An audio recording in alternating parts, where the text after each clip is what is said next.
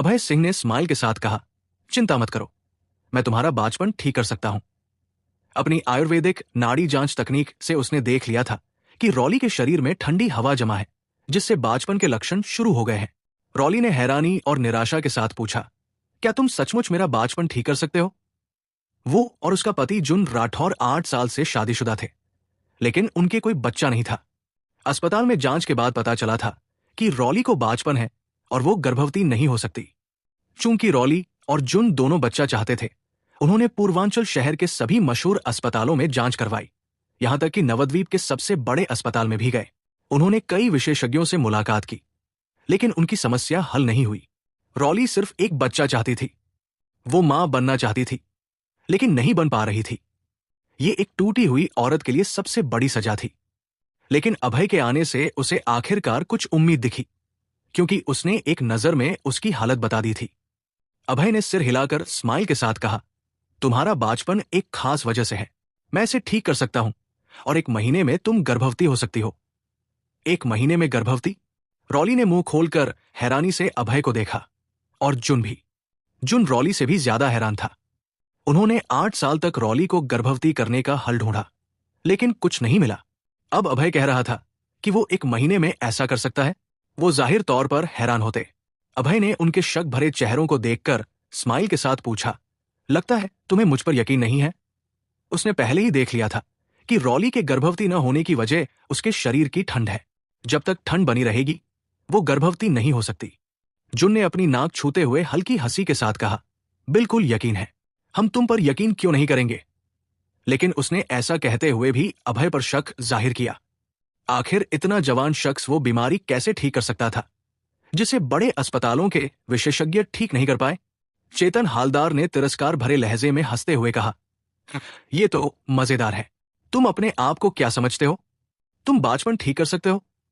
उसे असंतुलन महसूस हुआ और उसने अभय की घमंडी बात पर तंज कसा, क्योंकि रॉली उसकी तारीफ कर रही थी। अभय ने शांत लहजे में चेतन को देखते हुए कहा, चेतन, मैं रॉली की जांच कर रहा हूं, इसमें तुम्हारा क्या लेना देना? तुम मुझे रोकने वाले कौन हो? चेतन ने हंसते हुए तिरस्कार से कहा, तुम जरूर झूठे हो, जो रॉली जी की तारीफ पाने के लिए कह रहे हो कि तुम बाचपन ठीक कर सकते हो। उसके ख्याल में अभय माया के परिवार का ध्यान खींचने के लिए झूठ बोल रहा था कि वो बीमारी ठीक कर सकता है। अभय ने हल्के से मुस्कुराते हुए कहा, चेतन, अगर मैं गलत नहीं हूं तो तुमने पिछले महीने अपनी अपेंडिक्स की सर्जरी करवाई थी ना? चेतन ने अभय की बात सुनकर चेहरा बदल लिया। उसने पूछा, रुको, तुम्हें कैसे पता? चेतन ने पिछले महीने ही अपेंडिक्स की सर्जरी करवाई थी। उसके परिवार के अलावा किसी को, यहां तक कि तन्मय को भी ये नहीं पता था। अभय ने चेतन के शरीर की ओर इशारा करते हुए कहा, अपेंडिक्स की समस्या में चेहरा पीला पड़ता है, अपेंडिक्स पर काले धब्बे और वजन कम होने लगता है। सर्जरी के बाद ये सारे लक्षण तुम में दिख रहे हैं। चेतन चुप हो गया, क्योंकि अभय ने सब सही बताया था। चमत्कारी वैद्य, ये कमाल था। रॉली और जुन बहुत उत्साहित थे। वो हमेशा से बच्चा चाहते थे और अब उन्हें उम्मीद दिख रही थी। तन्मय राठौर भी उत्साह दिखा रहे थे। जुन उनका इकलौता बेटा था और सालों से उसका कोई बच्चा नहीं हुआ। वो पोता चाहते थे, खासकर जब उनके उम्र के दोस्तों के पोते पोती थे। इस वजह से तन्मय का अभय के प्रति रवैया अब नाराजगी से तारीफ में बदल गया था। अभय ने समझाया, सुनो, बाचपन की कई वजह हो सकती है। अंडाशय की खराबी, कमजोर हार्मोन, अंडोत्सर्ग न होना, अनियमित मासिक धर्म, नलिकाओं का संकरापन, चिपकना, रुकावट, गर्भाशय ग्रीवा का कटाव और वीर्य की असामान्यता। तुम्हारे मामले में तुम्हारे शरीर में ज्यादा ठंड जमा है, जिसने नलिकाओं और वीर्य नलियों को ब्लॉक कर दिया है। तो ये तुम दोनों की समस्या है। अभय को पता था कि रॉली और जुन अभी भी थोड़ा शक कर रहे हैं, तो उसने उनकी समस्याएं साफ बता दी। जुन ने खुद की ओर इशारा करते हुए कंफ्यूज होकर पूछा, तुम कह रहे हो कि मुझ में भी समस्या है? उसे हमेशा लगता था कि बच्चा न होने की वजह सिर्फ उसकी पत्नी है, लेकिन अभय की बात सुनकर उसे लगने लगा कि शायद उसमें भी कमी है। अभय ने जुन की ओर इशारा करते हुए शांत लहजे में कहा, बिल्कुल, देर रात तक जागना, सिगरेट और शराब पीना, ये सब तुम अक्सर करते हो, जो तुम्हारे वीर्य पर बुरा असर डालता है। तुम्हारी कदकाठी और सीधा बैठने से लगता है कि तुम सैनिक हो। इन सालों की थकान ने तुम्हारी किडनी को नुकसान पहुंचाया है। बिल्कुल सही, सब सही था। जुन बहुत हैरान था। उसके सामने ये जवान न सिर्फ आयुर्वेद में माहिर था, बल्कि उसकी जिंदगी की आदतें और छिपी बीमारी भी तुरंत बता दी। उसने उसकी पहचान भी समझ ली थी। उसने परेशान चेहरे से कहा, अभय, मैं सच कहता हूं, मैं पूर्वांचल शहर में एक स्पेशल मिलिट्री यूनिट का इंस्ट्रक्टर हूं और ये काम बहुत तनाव भरा है। मुझे पता है कि देर रात जागना मेरी सेहत के लिए बुरा है, लेकिन इसे बदलना मुश्किल है। वो काम का दीवाना था और बहुत सारी जिम्मेदारियां संभालने के लिए देर तक जागता था। उसे आराम का वक्त भी नहीं मिलता था। वो सिर्फ अपनी बहन के बॉयफ्रेंड को देखने के लिए मिलिट्री यूनिट से लौटा था, वरना वो वापस भी नहीं आता। अभय ने सिर हिलाकर स्माइल के साथ कहा, चिंता मत करो, मैं तुम्हें कुछ आयुर्वेदिक दवाइयां लिख दूंगा और तुम्हारी समस्या तुरंत हल हो जाएगी। जुन की समस्या अभय के लिए बड़ी नहीं थी। इसे कुछ आयुर्वेदिक दवाइयों से आसानी से ठीक किया जा सकता था। जुन ने खड़े होकर आभार जताते हुए कहा, अभय, बहुत बहुत शुक्रिया। अगर भविष्य में तुम्हें किसी मदद की जरूरत हो तो बताना। पूर्वांचल शहर में मेरा कुछ रसूख है। उसने अभय को अब नीचा नहीं देखा, उसकी जगह उसने उसकी इज्जत की। अभय ने हाथ हिलाकर कहा, कोई बात नहीं, माया के बॉयफ्रेंड के तौर पर तुम्हारी मदद करना मेरा फर्ज है। उसे बहुत गर्व महसूस हो रहा था। आखिरकार जुन मिलिट्री यूनिट से था। उसकी मदद से भविष्य में कई मुसीबतों से बचा जा सकता था। दूसरी ओर चेतन हालदार को शुरू से ही नजरअंदाज किया जा रहा था। सारा ध्यान अभय पर था। जुन ने उत्सुकता से पूछा, अभय, मैं जानना चाहता हूं कि तुम मेरी पत्नी का इलाज कैसे करोगे? अभय ने हल्के से मुस्कुराते हुए कहा, यह बहुत आसान है, मैं उस पर नौभाग्य सुइया करूंगा। जुन ने भौहें सिकोड़कर शक भरे लहजे में पूछा, नौभाग्य सुइया? आयुर्वेदिक चिकित्सा? उसे पता था कि सुइया नंगे शरीर पर की जाती है। क्या इसका मतलब उसकी पत्नी को नंगा होना पड़ेगा? अभय सिंह ने जुन राठौर को तसल्ली देते हुए कहा, निश्चिंत रहो भैया, मैं कपड़ों के ऊपर से नौभाग्य सुइया कर सकता हूं। जुन को शांत करने के लिए उसने रॉली के कपड़े पहने रहते हुए सुइया करने का फैसला किया। आखिरकार रॉली माया राठौर की भाभी थी और उससे बड़ी थी। भैया, ये तो मौका उठा रहा है। जुन ने अभय को हैरानी से देखा। उसे लगा कि ये शख्स उसका फायदा उठा रहा है, लेकिन वो कुछ कह नहीं सका क्योंकि अभय उसकी पत्नी का इलाज कर रहा था। अभय ने स्माइल के साथ कहा, भाभी, यहां बैठिए, मैं आप पर सुइया करूंगा। उसने अपनी 9 चांदी की सुइया निकाली। उसकी हरकतें बिजली सी तेज थी। उसने 9 सुइया ग्वान्युआन, सानिंग जियाओ और ज्वेफू प्रेशर पॉइंट्स पर डाली। चूंकि रॉली के शरीर में ठंडी हवा थी, उसने कई और प्रेशर पॉइंट्स पर भी सुइया डाली। रॉली का फिगर शानदार था। उसकी त्वचा रेशम सी चिकनी थी। उसकी छाती भरी हुई थी और टांगे लंबी और पतली थी। सुइया करते वक्त अभय ने उसकी पिंडली को हल्के से छुआ, जिससे उसका चेहरा लाल हो गया। अभय ने सिर्फ उसकी पिंडली को हल्के से छुआ था, उसने उसे सहलाने की हिम्मत नहीं की। आखिरकार माया और जुन दोनों बगल में देख रहे थे। उसकी हरकतें बिजली सी तेज थी। 9 सुइया घूमी और उनके जरिए ठंडी हवा का एक धागा निकल गया। रॉली का चेहरा लाल था। उसे अपने शरीर में बहुत गर्मी महसूस हो रही थी। पहले वो ठंड से बहुत डरती थी और हमेशा ठंडा महसूस करती थी, लेकिन अब उसे बहुत बेहतर लग रहा था।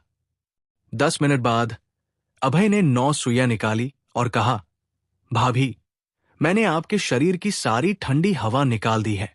आपकी सारी बंद नलिकाएं अब खुल गई है। 1 महीने में आप जरूर गर्भवती हो जाएंगी। रॉली ने अभय को झुककर कहा, थैंक यू। अभय, उसे अपने पूरे शरीर में आराम महसूस हो रहा था।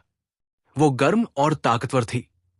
उसके गर्भाशय का दर्द भी गायब हो गया था। इसका मतलब था कि अभय ने उसकी बीमारी सचमुच ठीक कर दी थी। भाभी की तारीफ से अभय बहुत खुश हुआ। रॉली का इलाज करने के बाद अभय ने जुन के लिए आयुर्वेदिक दवाइयों की लिस्ट लिखी। उसमें कई कीमती जड़ी बूटियां थी, जैसे कमल, सूखा समुद्री घोड़ा, संतरे का छिलका और काली दाल। अगर जुन अभय की सलाह मानता और दवाइयां लेता तो उसकी कमजोर किडनी पूरी तरह ठीक हो जाती। जुन ने अभय के लिए 1 कप चाय बनाते हुए कहा, थैंक यू। पूर्वांचल शहर में कुछ ही लोग थे जिनके लिए डायरेक्टर का बेटा चाय बनाता था। तन्मय राठौर ने भी अभय को तारीफ भरी नजरों से देखा। अपनी बहू का गुलाबी चेहरा देखकर उसे पता था कि अभय की सुइया असरदार थी। जब अभय पहली बार आया था तो सबकी उसके बारे में नकारात्मक राय थी, लेकिन अब सब उसकी तारीफ कर रहे थे। वो टेबल का केंद्र बन गया था। यहां तक कि क्रिमिनल पुलिस के डायरेक्टर तन्मय राठौर ने भी उसके लिए एक कप शराब बनाई। चेतन हालदार ने जलन भरी नजरों से देखा, लेकिन उसे पता था कि उसके पास कोई वैद्य कौशल नहीं है। जलन का कोई फायदा नहीं था। सबने बहुत अच्छा खाना खाया। खाने के बाद अभय जाने की तैयारी करने लगा। जाने से पहले जुन ने जिद करके उसे अपना फोन नंबर दिया। उसने अभय से कहा कि अगर कोई मुसीबत हो तो उसे फोन करे। वो अपनी बहन के बॉयफ्रेंड से बहुत खुश था। तन्मय ने मन में सोचा, हाय, काश अभय का पिता उपमेयर होता। कितना अच्छा होता अगर उसका पिता भी कोई ताकतवर शख्स होता। सचमुच अभय चेतन से ज्यादा आकर्षक था। वो उससे ज्यादा काबिल था और उसकी जुबान भी तेज थी। लेकिन अभय के पिता की चेतन से कम हैसियत थी। इसलिए भले ही तन्मय को अभय बहुत पसंद था, वो फिर भी चाहता था कि चेतन माया का बॉयफ्रेंड बने। उसे नहीं पता था कि अभय नवद्वीप के सिन्हा परिवार से है या कि वो वुल्फ क्षेत्र का राजा है। अगर उसे पता होता तो वो ऐसा नहीं सोचता। अभय को तन्मय के ख्यालों की परवाह नहीं थी। खाने के बाद वो माया के साथ रेस्तरां से निकल गया। रेस्तरां के बाहर माया ने कहा, थैंक यू अभय। उसे पता था कि अभय की मदद के बिना उसके पिता और भाई उसे चेतन का गर्लफ्रेंड बनने के लिए मजबूर करते। लेकिन अभय ने उसकी भाभी का बाचपन ठीक किया तो उनके लिए उसे चेतन से डेट करने के लिए मजबूर करना अजीब होता। लेकिन माया को पता था कि उसके पिता को ताकत की बहुत कद्र है। वो आसानी से हार नहीं मानेगा। अभय ने माया का नरम हाथ सहलाते हुए कहा, छोटी माया, मैं तुम्हारा बॉयफ्रेंड हूं। तुम्हारी मदद करना मेरा फर्ज है। माया का छोटा हाथ गोरा और नरम था। उसे छूना बहुत अच्छा लगता था। माया ने शर्माते हुए कहा, क्या क्या तुम सिर्फ मेरा अस्थाई बॉयफ्रेंड हो? सिर्फ आज के लिए। उसका चेहरा लाल हो गया था। उसने अभय को आज अपने पिता और चेतन के लिए बहाना बनाने बुलाया था। अब जब अभय ने मकसद पूरा कर लिया, वो नहीं चाहती थी कि वो उसका बॉयफ्रेंड बने। अभय ने नाखुशी से कहा, छोटी माया, तुमने मुझे इस्तेमाल करके तुरंत छोड़ दिया। मैं तुम्हें नीचा देखता हूं। माया ने कहा, अभय, मुझे माफ करो। मैं अगली बार तुम्हें खाना खिलाऊंगी। अभय ने कहा, नहीं, मुझे इनाम चाहिए। माया ने पूछा, कैसा इनाम? अभय ने कहा, मुझे एक चुंबन चाहिए, मेरी घायल आत्मा को ठीक करने के लिए। उसने माया के लाल होठों को देखा। उसे आज बहाना बनाए जाने की थोड़ी नाराजगी थी। जाहिर है उसे कुछ मुआवजा चाहिए था। चूमना? माया का चेहरा बदल गया। उसने सिर हिलाकर कहा, नहीं, कोई और इनाम मांग लो। अभय ने कहा, नहीं, मैं तुम्हें चूमना चाहता हूं। उसने माया की मर्जी की परवाह नहीं की। उसने उसकी कमर पकड़कर उसे अपनी ओर खींचा और उसके लाल होठों को चूम लिया। उसके चेरी जैसे होंठ नरम और मीठे थे। शरारती। माया ने अभय को गाली दी, लेकिन उसके होंठ चूमे जा रहे थे। वो सिर्फ विरोध की आवाजें निकाल सकती थी, लेकिन उनका कोई फायदा नहीं था। तन्मय राठौर, जुन राठौर, रॉली और चेतन हालदा रेस्तरां से बाहर निकले। तभी उन्होंने प्रवेश द्वार पर अभय और माया को चूमते देखा। तन्मय का चेहरा ये नजारा देखकर बदल गया। उसे पता था कि उसकी बेटी अपनी इज्जत की बहुत कद्र करती है। उसने कभी किसी मर्द का हाथ भी नहीं पकड़ा था, लेकिन अब वो एक मर्द को चूम रही थी। क्या सचमुच अभय उसका बॉयफ्रेंड था? तन्मय की आंखें कंफ्यूज थी। पहले उसे यकीन नहीं था कि अभय उसकी बेटी का बॉयफ्रेंड है। उसे लगा था कि अभय सिर्फ चेतन को ठुकराने का बहाना है, लेकिन सामने का नजारा देखकर उसका मन थोड़ा बदल गया। जुन और रॉली ने एक दूसरे को देखा। उनकी आंखों में हैरानी थी। अभय ने रॉली की बीमारी ठीक की थी तो उनके मन में उसके लिए स्नेह बहुत बढ़ गया था। अगर अभय माया का बॉयफ्रेंड बन सकता तो ये अच्छा होता। सबसे नाखुश चेतन था। अभय और माया को चूमते देखकर उसका चेहरा काला पड़ गया। वो इतना गुस्से में था कि उसकी नाक टेढ़ी हो गई थी। चेतन हालदार उदास और परेशान था। वो माया राठौर के साथ बड़ा हुआ था, लेकिन उसने कभी माया का हाथ भी नहीं पकड़ा। लेकिन अब अभय सिंह ने वो कर दिखाया जो उसने कभी नहीं किया। उसके दिल में गुस्से की आग भड़क रही थी। उसने गुस्से से कहा, अभय, माया को तुरंत छोड़ो। वो अभय के पास दौड़ा। क्या? मैं चूम रहा हूं और तुम बीच में टांग अड़ा रहे हो? अभय ने माया को छोड़ा और चेतन को नाखुशी से देखा। उसे लगा कि ये शख्स बहुत खराब है। इसका टाइमिंग बेकार है। अभय को उसे लात मारने का मन हुआ। छूटते ही माया ने हांफते हुए सांस ली। लेकिन जब उसने अपने पिता, भाई और भाभी को बगल में देखा तो वो हैरान रह गई। उसने शर्माते हुए कहा, तुम बहुत शरारती हो। मुझे कितनी शर्मिंदगी हो रही है। उसका खूबसूरत चेहरा शर्म से लाल हो गया था। उसे पता था कि उन्होंने उसे अभय के साथ चूमते हुए देख लिया होगा। अभय ने चेतन को ठंडी नजरों से देखते हुए कहा, चेतन, मैं तुम्हें आधिकारिक तौर पर बता रहा हूं कि माया मेरी गर्लफ्रेंड है। उसे परेशान मत करना, वरना मैं तुम्हें पीट दूंगा। चेतन ने अभय की ओर उंगली उठाकर कहा, तुम। वो इतना गुस्से में था कि अभय की पिटाई की बात सुनकर बोल नहीं पाया। वो उपमेयर का बेटा था। सब उसकी खुशामद करते थे। पहली बार किसी ने कहा कि वो उसे पीटेगा। अभय ने तिरस्कार से कहा, क्या कहना चाहते हो? तुम हकलाते हो क्या? ये शख्स बहस में भी नहीं जीत सकता, मेरा मुकाबला कैसे करेगा? तन्मय राठौर को चेतन का मजाक बनता देख अच्छा नहीं लगा। उसने जल्दी से अपनी बेटी को बुलाया। माया, मेरे साथ घर चलो। तुम्हारी मां तुम्हारा इंतजार कर रही है। उसे पता था कि अगर उसकी बेटी चली जाएगी तो दोनों मर्द लड़ नहीं पाएंगे। माया पहले अपने पिता की बात नहीं मानना चाहती थी, लेकिन अपनी मां का जिक्र सुनकर वो तुरंत राजी हो गई। उसकी मां अभी भी बिस्तर पर थी और उसे देखभाल की जरूरत थी। उसे जाहिर तौर पर घर जाना था। उसने धीमी आवाज में कहा, अभय, मैं जा रही हूं। आज के लिए थैंक यू। उसके पिता, भाई, भाभी और वो एक ऑडी में बैठकर होटल से चले गए। चेतन ने माया के जाने के बाद अपनी फरारी स्पोर्ट्स कार में बैठकर अभय को घमंड भरी नजरों से देखा और चला गया। उसे पता था कि वो अभय से बहस में नहीं जीत सकता, लेकिन उसके पास ताकत और पैसा था। वो अपनी फरारी से अभय का मजाक उड़ा सकता था। अभय ने हल्के से मुस्कुराकर होटल छोड़ दिया। उसे चेतन के तानों की परवाह नहीं थी। वुल्फ क्षेत्र में उसके पास रोल्स रॉयस, मासेराती और लैम्बोर्गिनी जैसी अनगिनत लग्जरी कारें थी। उसके पास कुछ निजी जेट और लग्जरी यॉट भी थे, लेकिन वो सब अफ्रीका में थे। चेतन का फरारी दिखाना अभय के लिए मजाक था। अभय की नजरों में चेतन एक जोकर था। उसे उसकी परवाह करने की जरूरत नहीं थी। शेर को चींटी की चिंता क्यों करनी? ये वक्त की बर्बादी होती। रात के 10 बज रहे थे।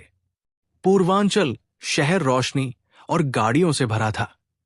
रात के जीव और गुंडे सड़कों पर अपने अगले निशाने की तलाश में निकल आए थे। काली रात अपराधियों का पसंदीदा ढाल थी। अभय ने मन में सोचा, पता नहीं शालिनी सो गई होगी, शायद अभी जाग रही हो। उसने कहा था कि वो मेरा इंतजार करेगी। वो चलते चलते बुदबुदाया। उसे अपनी पत्नी से लगाव दिन ब दिन बढ़ता जा रहा था। ये समय के साथ पनपा प्यार था। चूंकि रात 10 बज चुके थे और सर्दी बहुत थी, सड़कों पर बहुत कम लोग थे। अभय अभी थोड़ा चला ही था कि उसका चेहरा अचानक बदल गया। उसकी रूह कांप उठी। उसने बुदबुदाया, खतरा।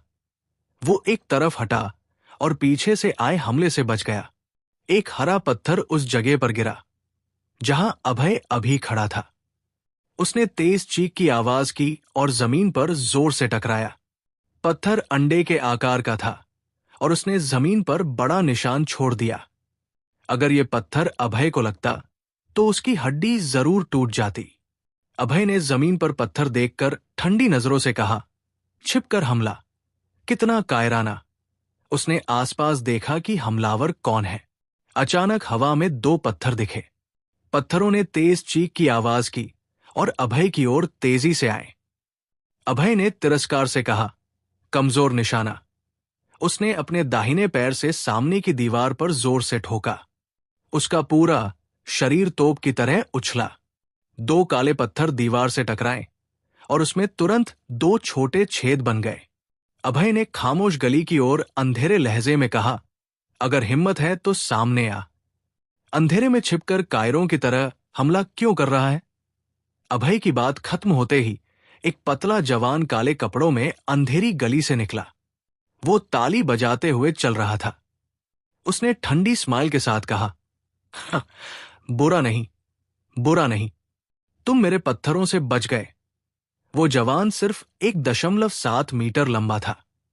उसकी आंखें उल्टी थी और चेहरा भयानक। उसने अभय को ठंडी नजरों से देखा। वो जहरीले सांप जैसा था और उसका रवैया ठंडा था। अभय ने उस जवान से पूछा, तुम कौन हो? मेरा तुमसे क्या बैर है? उसने ठंडी स्माइल के साथ कहा, मेरा नाम सनन चतुर्वेदी है। हर्ष चतुर्वेदी ने मुझे तुम्हारे हाथ पैर तोड़ने का हुक्म दिया। मेरे हाथ खुजलाने लगे तो मैंने तुम पर पत्थर फेंके। मुझे नहीं लगा था कि तुम बच जाओगे। अभय ने ठंडी स्माइल के साथ हर्ष का मजाक उड़ाते हुए कहा, ओह, तो वो हरामी हर्ष चतुर्वेदी है। क्या तुम जैसे शख्स को लगता है कि वो मेरे हाथ पैर तोड़ सकता है? अभय ने पहले ही अनुमान लगा लिया था कि आज तिंग चतुर्वेदी को थप्पड़ मारने के बाद हर्ष बदला लेगा, लेकिन उसे नहीं लगा था कि हर्ष का बदला इतनी जल्दी आएगा। होटल छोड़ते ही उसका पीछा शुरू हो गया था। असल में सनन ने अभय का पीछा तब से शुरू किया था जब वो ऑफिस से निकला था। सनन ने अपनी मुट्ठियां भींचकर मजबूत योद्धा का रौब दिखाते हुए कहा, तुमने हर्ष चतुर्वेदी को गाली देने की हिम्मत कैसे की? अपने हाथ पैर खुद तोड़ोगे या मैं तोड़ूं? वो बहुत ताकतवर था। उसे लड़ाई और चुप के हथियारों की ट्रेनिंग थी, इसलिए उसने अकेले अभय का सामना करने की हिम्मत की। अभय सिंह ने ठंडी स्माइल के साथ कहा, जब तुम मेरे हाथ पैर तोड़ना चाहते हो तो मैं भी बदले में तुम्हारे हाथ पैर तोड़ूंगा। उसने ताकतवर रौब छोड़ते हुए सनन चतुर्वेदी की ओर कदम बढ़ाए। सनन ने अभय की बात सुनकर मजाक उड़ाते हुए कहा, क्या मजाक है? तुम मेरे हाथ पैर तोड़ोगे? क्या तुम्हें यकीन है कि तुम ऐसा कर सकते हो? उसकी आंखों में ठंडक की चमक थी। सनन हर्ष चतुर्वेदी का निजी बॉडीगार्ड था। वो लड़ाई में बहुत माहिर था। आमतौर पर वो 7 से 8 लोगों को अकेले हरा देता था। उसे नहीं लगा कि अभय उसका मुकाबला कर सकता है। उसने ठंडी स्माइल के साथ कहा, जब तुम मरना चाहते हो तो मैं तुम्हारी मदद करूंगा। अभय एक अकेले भेड़िए की तरह तेजी से उसकी ओर बढ़ा। पलक झपकते वो सनन के सामने था। सनन हैरान रह गया, कितनी तेजी! अभय की रफ्तार बहुत तेज थी। उसने अपनी दाहिनी मुट्ठी भींची और 100 किलो की ताकत जमा की। उसकी मुट्ठी ने चीख की आवाज की और अभय के सिर की ओर जोर से मारी। अभय ने धीमी गुर्राहट के साथ अपनी दाहिनी टांग बिजली की तेजी से बाहर निकाली। उसने तुरंत सनन के पेट में लात मारी। सनन का शरीर उछलकर गली की दीवार से जोर से टकराया। उसने गर्म खून की उल्टी की और जमीन पर फिसल गया। वो लंबे वक्त तक उठ नहीं सका। उसने जमीन पर लेटे हुए डर भरी नजरों से अभय को देखा और पूछा, कितना ताकतवर? तुम कौन हो? उसे कभी नहीं लगा था कि ये जवान इतना मजबूत होगा। अभय ने उसे एक ही हमले में हरा दिया था। उसे पता होना चाहिए कि उसकी लड़ने की काबिलियत पूर्वांचल शहर में शीर्ष 10 में थी। इन 10 योद्धाओं में उसने कभी अभय नाम के किसी शख्स का जिक्र नहीं सुना था। अभय ने ठंडी स्माइल के साथ कहा, तुम्हें मेरी पहचान जानने की जरूरत नहीं, तुम्हें बस अपनी गलती की सजा भुगतनी है। उसने सनन के हाथ पैरों पर जोर से पैर मारा। सनन के हाथ पैर एक एक करके टूट गए। उसने गर्म खून की उल्टी की और दर्द से चीख कर बेहोश हो गया। बेचारा सनन अभय के हाथ पैर तोड़ना चाहता था। उसे नहीं पता था कि उसके अपने हाथ पैर टूट जाएंगे। अभय ने झुककर सनन की छाती टटोली। उसे 5 लाख रुपए का चेक मिला। उसने चेक देखकर खुशी से कहा, वाह, 5 लाख रुपए का चेक। हर्ष चतुर्वेदी ने सनन को अभय को सबक सिखाने के लिए 5 लाख रुपए दिए थे, लेकिन चेक अब अभय के हाथ में था। सनन को जब होश आएगा और पता चलेगा कि चेक अभय ले गया तो उसे बहुत पछतावा होगा। आज सनन का सबसे बदकिस्मत दिन था। उसने न सिर्फ अपना मिशन फेल किया बल्कि पैसे भी गंवाए। अभय ने 5 लाख रुपए जेब में रखे और टैक्सी रोकी। फिर वो शाही महल की ओर चल पड़ा। जब अभय मैंशन नंबर 13 पहुंचा तो रात के 11 बज चुके थे। मैंशन की लाइट्स अभी भी जल रही थी। शालिनी गुप्ता जाहिर तौर पर उसका इंतजार कर रही थी। अभय ने मैंशन की रोशनी देखकर अपने कदम तेज किए। वो भावुक हो गया। वो परिवार का छोड़ा हुआ बच्चा था। कभी किसी ने उसकी परवाह नहीं की। कोई रात को उसका इंतजार नहीं करता था। शालिनी पहली औरत थी जो रात को उसका इंतजार करती थी। घर होने का एहसास बहुत अच्छा था। अभय के दिल में गर्माहट थी। उसने चाबी निकाली, दरवाजा खोला और अंदर चला गया। उस वक्त शालिनी ने सफेद पायजामा पहना था। वो सोफे पर टीवी देख रही थी। वो फूलों की राह नाम का ड्रामा देख रही थी। ये बहुत अच्छा ड्रामा था। हाना कियांगू और जिहुआ बाई की कहानी ने कई औरतों की आंखें नम कर दी थी। बेशक मुख्य किरदार लिंग जाओ भी बहुत खूबसूरत थी। शालिनी ने टेडी बैर पकड़ा था और ड्रामे में इतनी डूबी थी कि उसे अभय के आने का पता भी नहीं चला। अभय ने देखा कि शालिनी को उसका घर आने का पता नहीं चला तो थोड़ा हैरान होकर कहा, शालिनी, क्या ड्रामा इतना अच्छा है? अभय की आवाज सुनकर शालिनी चौंक गई। उसने स्माइल के साथ कहा, यह ड्रामा बहुत मजेदार है। ये मेरा पहला ड्रामा है। ये उम्मीद से ज्यादा अच्छा है। शालिनी कंपनी की सीईओ थी। वो हमेशा व्यस्त रहती थी और कभी ड्रामा नहीं देखती थी। घर पर वो पढ़ाई करती थी और किताबें पढ़ती थी। लेकिन इन 2 दिनों में हर्ष चतुर्वेदी की बहन की मुकदमे की धमकी से वो बहुत तनाव में थी। अभय डायरेक्टर के साथ डिनर पर गया था और घर नहीं था। तनाव कम करने के लिए उसने टीवी खोला था। उसे नहीं पता था कि ड्रामा इतना अच्छा होगा कि वो रुक नहीं पाएगी। उसने अभय के घर आने तक ड्रामा देखा। शालिनी ने टीवी बंद करके पूछा, अभय, डायरेक्टर के साथ डिनर कैसा रहा? डायरेक्टर पूर्वांचल शहर का बहुत प्रभावशाली शख्स था। उसके साथ खाना अभय के लिए सम्मान की बात थी। अभय को डायरेक्टर को नाराज नहीं करना था। अभय को शालिनी के सवाल का जवाब नहीं सूझा। वो ये नहीं कह सकता था कि डिनर सिर्फ माया राठौर का उसे बहाना बनाने का तरीका था। अगर उसने ऐसा कहा तो शालिनी नाराज हो जाती। उसने सोचकर कहा, शालिनी, डायरेक्टर को मैं पसंद आया। उसने कहा कि मैं अच्छा नागरिक हूं। उसने मुझे भविष्य में पूर्वांचल शहर के लिए और योगदान देने को कहा। शालिनी ने उत्साह से कहा, अभय, लगता है डायरेक्टर आपकी बहुत कदर करता है। आपको भविष्य में अच्छा प्रदर्शन करना होगा। वो खुश थी कि उसके पति को डायरेक्टर ने इतना पसंद किया। अभय ने स्माइल के साथ कहा, शालिनी, जल्दी आराम करो। हमें कल प्राचीन राजा प्रतियोगिता में जाना है। प्राचीन राजा प्रतियोगिता का जिक्र सुनकर शालिनी ने हल्के से भौहें सिकोड़ ली। उसका चेहरा चिंतित हो गया। शालिनी की आंखों में चिंता देखकर अभय ने उसका हाथ पकड़ा और कहा, शालिनी, चिंता मत करो। कल तुम मुझ पर भरोसा कर सकती हो। शालिनी ने सिर हिलाकर कहा, हां अभय, मुझे तुम पर यकीन है। उसे अभय पर काफी भरोसा था। अभय ने कहा, शालिनी, मैं तुम्हें बेड तक ले चलता हूं। शालिनी ने जवाब दिया, अभय, ठीक है, कल मुझे जुकाम था, लेकिन अब मैं ठीक हूं। अभय ने कहा, नहीं, अब से मैं हर दिन तुम्हें बेड तक ले जाऊंगा। उसने हल्के से मुस्कुराते हुए शालिनी को गोद में उठाया और दूसरी मंजिल के बेडरूम की ओर चल दिया। शालिनी का फिगर सचमुच कमाल का था। उसकी त्वचा कश्मीरी जेड सी चिकनी थी। उसकी लंबी पतली टांगे छूने में मजा देती थी।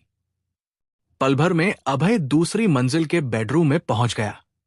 उसने शालिनी को बड़े बेड पर लिटाया।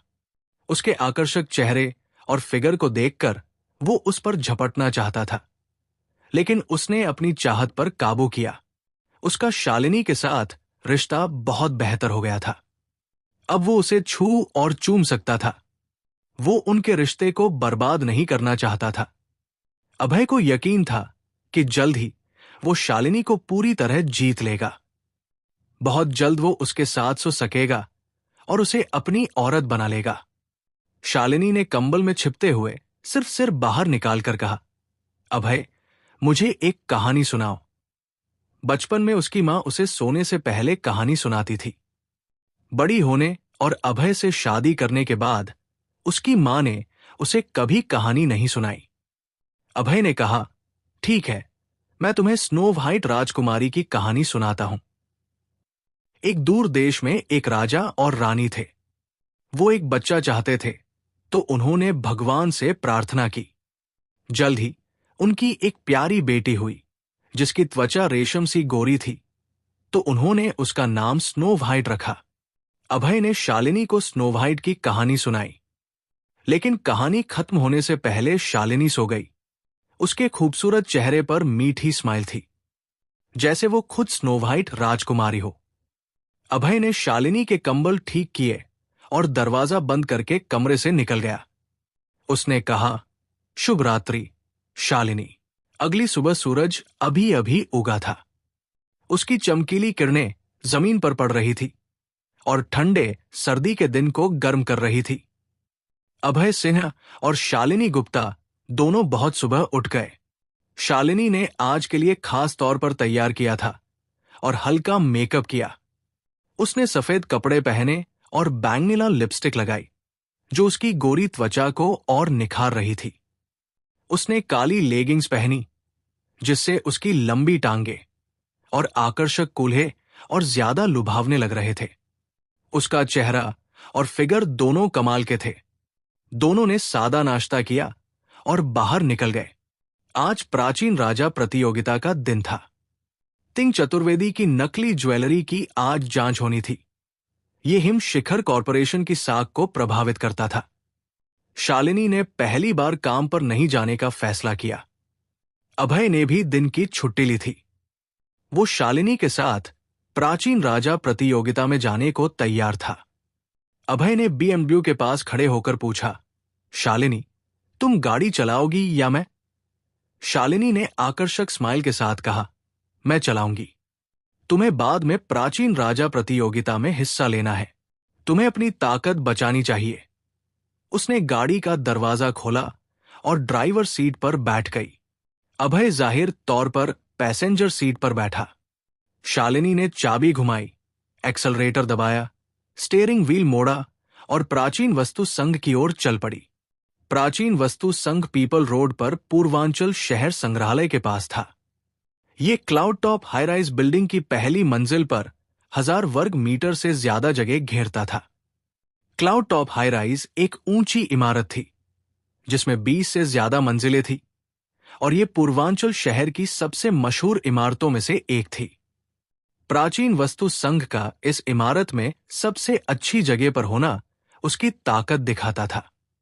जब शालिनी और अभय इमारत पर पहुंचे, तो पार्किंग में पहले से ही कई लग्जरी कारें थी। शालिनी की BMW यहां साधारण गाड़ी लग रही थी। प्राचीन राजा प्रतियोगिता में सिर्फ ताकतवर, पैसे वाले, रुतबे और शोहरत वाले लोग ही आ सकते थे, जैसे बड़े अधिकारी, CEO, मशहूर हस्तियां और करोड़पति।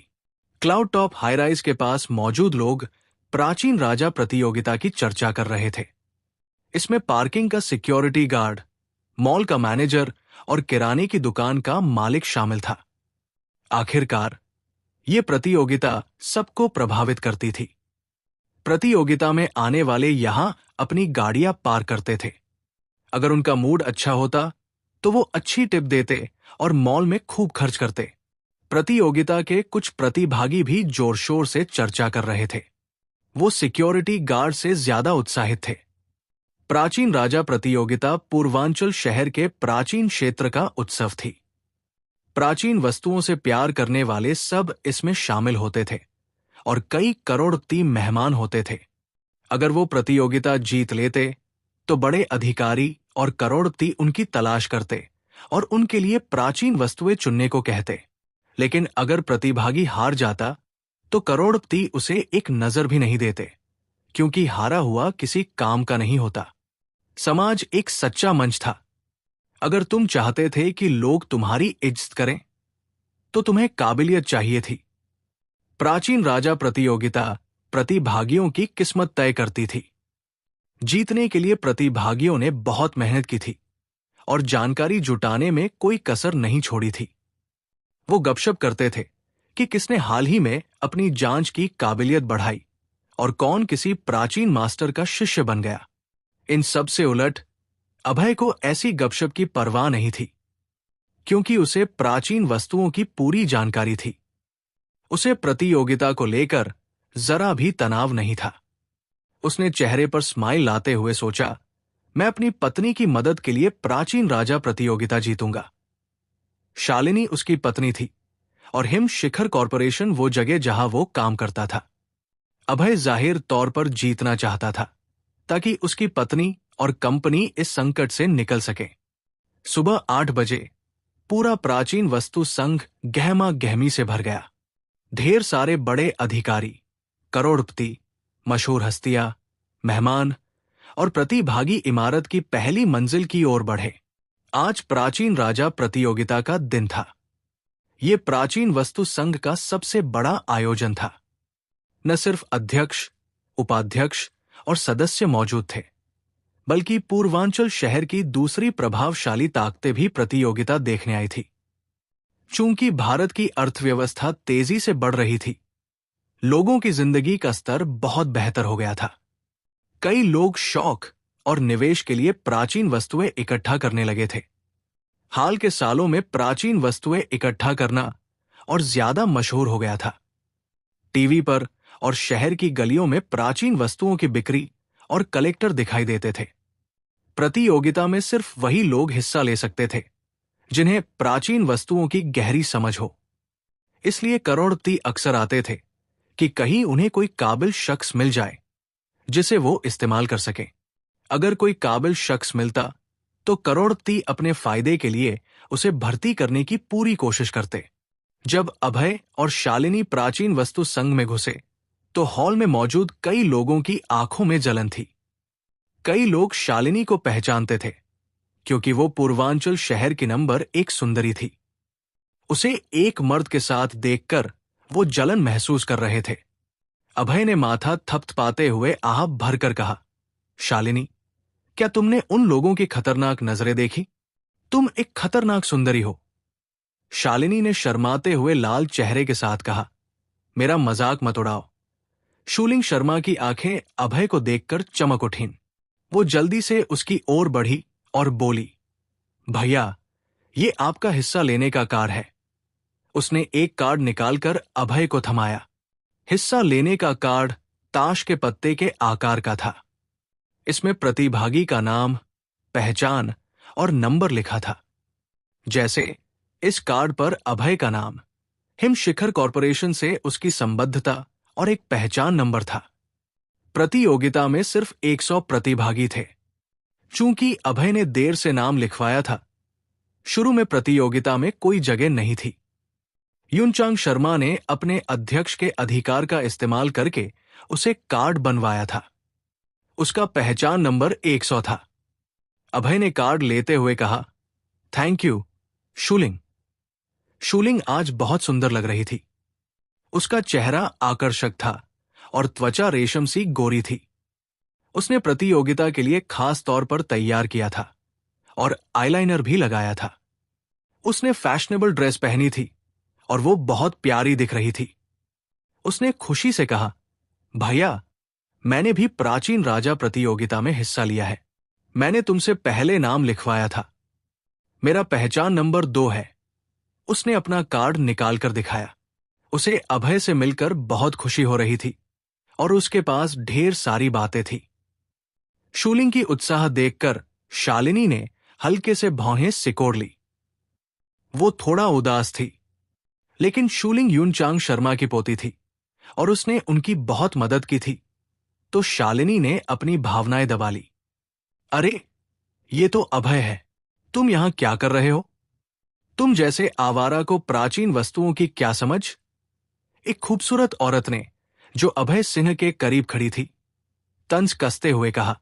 उसने शूलिंग शर्मा को अभय को हिस्सा लेने का कार्ड देते देखा था। वो बहुत नाखुश थी और उसके शब्द बहुत अपमानजनक थे। अभय ने आवाज सुनकर सिर घुमाया और उस औरत से ठंडे लहजे में कहा, तिंग चतुर्वेदी, लगता है मैंने तुम्हें पिछले बार अच्छा सबक नहीं सिखाया। क्या तुम फिर से पिटाई मांग रही हो? तिंग ने गुस्से से कहा, तुम कितने गवार हो? तुम्हें दूसरों को पीटने के अलावा और क्या आता है? वो डर के मारे एक कदम पीछे हट गई। उसे अभय की गवार हरकते याद आ गई थी। ये शख्स कोई सज्जन नहीं था। जो उसे गुस्सा दिलाता, वो उसे पीट देता था। अभय ने तिंग को एक नजर डालकर हल्के से कहा, कुछ लोग पिटाई के हकदार होते हैं। अभय की बात ने तिंग के जख्म को छू लिया और उसका चेहरा गुस्से से लाल हो गया। एक घमंडी आवाज अचानक तीनों के पीछे से आई, छोटी, प्रतियोगिता शुरू होने वाली है। झगड़ा बंद करो। एक हैंडसम जवान उनके पास आया और चुपके से शालिनी गुप्ता के खूबसूरत चेहरे को तीखी नजरों से देखने लगा। वो कोई और नहीं, चतुर्वेदी परिवार का बेटा हर्ष चतुर्वेदी था। तिंग ने कहा, ठीक है भैया, प्राचीन राजा प्रतियोगिता में मैं हिम शिखर कॉरपोरेशन से खरीदी नकली ज्वेलरी पेश करूंगी। कंपनी की साख बर्बाद हो जाएगी। उसे पता था कि वो अभय से न तो बहस में जीत सकती थी, न ही लड़ाई में, इसलिए वो उसे साजिश से फंसाने वाली थी। हर्ष ने स्वस्थ दिख रहे अभय को देखकर कंफ्यूज होकर कहा, अभय, तुम ठीक कैसे हो? उसने पिछले दिन रात को सनन चतुर्वेदी को अभय को सबक सिखाने को कहा था। अभय इतना स्वस्थ कैसे था? इससे हर्ष बहुत कंफ्यूज था। उसे अभी तक नहीं पता था कि सनन पिटाई के बाद बेहोश हो गया था। अभय ने पूछा, हर्ष चतुर्वेदी, तुमने ही सनन को मुझ पर हमला करने को कहा था ना? हर्ष ने कहा, अभय, मुझे नहीं पता तुम क्या कह रहे हो। अभय ने हल्के से कहा, तुमने जो किया वो तुम जानते हो। अभी प्रतियोगिता का वक्त है, तो मैं तुम्हें सबक नहीं सिखाऊंगा, लेकिन मैं तुम्हारा किया याद रखूंगा। उसने हर्ष को ठंडी नजरों से देखा। उसकी आंखों में ठंडक की चमक थी। प्राचीन राजा प्रतियोगिता में लड़ाई पर पाबंदी थी। अगर कोई प्रतिभागी लड़ाई में पकड़ा जाता तो उसे अयोग्य ठहरा दिया जाता। अभय जाहिर तौर पर इस वक्त मुसीबत नहीं मोल लेना चाहता था। उसके पास भविष्य में हर्ष को सबक सिखाने के लिए बहुत वक्त था।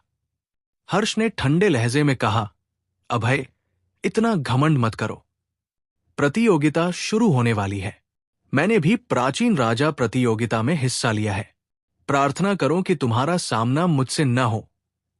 चतुर्वेदी परिवार भी ज्वेलरी के कारोबार में था। हर्ष ने छोटी उम्र से प्राचीन वस्तुओं और ज्वेलरी के बारे में सीखना शुरू किया था और उसे बहुत जानकारी थी। ये कोई आश्चर्य नहीं था कि उसने भी प्रतियोगिता में हिस्सा लिया था। बेशक, हर्ष ने प्रतियोगिता में नकली ज्वेलरी की जांच के लिए हिस्सा लिया था। उसकी मंशा बहुत खराब थी। अभय ने हंसते हुए जवाब दिया, हाँ, हर्ष चतुर्वेदी, तुम्हें प्रार्थना करनी चाहिए कि तुम्हारा सामना मुझसे न हो। क्या तुमने नहीं सुना कि घमंडी सिपाही हारता है? आत्मविश्वास अच्छा है, लेकिन ज्यादा आत्मविश्वास तुम्हें ले डूबेगा। अभय को हर्ष और तिंग चतुर्वेदी बिल्कुल पसंद नहीं थे। उनके जैसे घमंडी लोगों से निपटने का सबसे अच्छा तरीका था उनके घमंड को कुचलना। हर्ष ने नाक सिकोड़कर कहा, अभय, प्रतियोगिता शुरू होने दो। मैं तुम्हें दिखाऊंगा कि तुम और मेरे बीच कितना फर्क है। तुम गवार। अभय ने ठंडी स्माइल के साथ कहा, तुम डींग मारने वाले हो जो खुलासे से नहीं डरते। सिर्फ गवार ही किसी को गवार कहता है। उसने गुस्से से लाल हर्ष से मुंह मोड़ा और शालिनी को हॉल की ओर ले गया। उसने यूनचांग शर्मा को देखा और उन्हें नमस्ते करना चाहा। यूनचांग ने भूरे कपड़े पहने थे। उनके चारों ओर लोगों का झुंड था और वो बड़े कदमों से जजों के पैनल की ओर बढ़ रहे थे।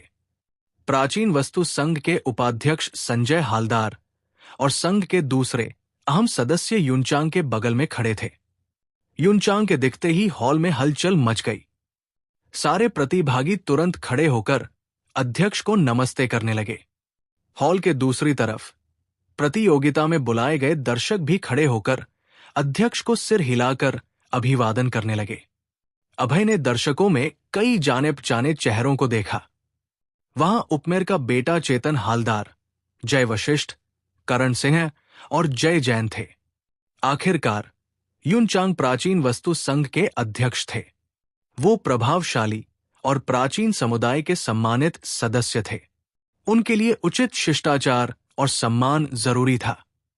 अभय ने अपनी भौहें सिकोड़ते हुए सोचा, वो यहां क्यों है? उसने यूनचांग के बगल में एक आकर्षक औरत को देखा।